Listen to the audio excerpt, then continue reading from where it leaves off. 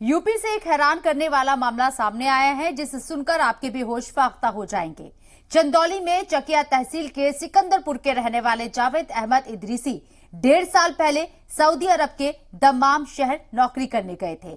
25 सितंबर को brain haemorrhage की शिकायत पर उन्हें अस्पताल में दाखिल कराया गया था, जहां इलाज के दौरान उनकी मौत हो गई।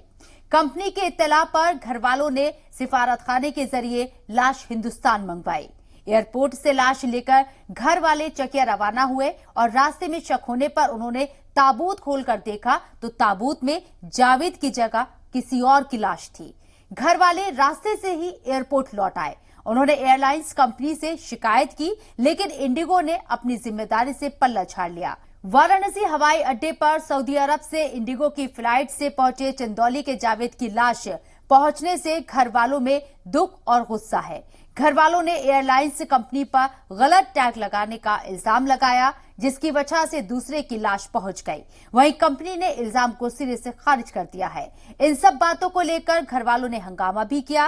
एयरपोर्ट इंतजामिया की दखलंदाजी पर लाश को शिवपुर में वाक़ महकमा सेहत के सेंचुरी में रखवा दिया गया है। यह खबर आप देख रहे हैं जी सलाम के डिजिटल प्लेटफॉर्म पर। ऐसी खबरों के लिए आप बने रहिए जी मीडिया के साथ।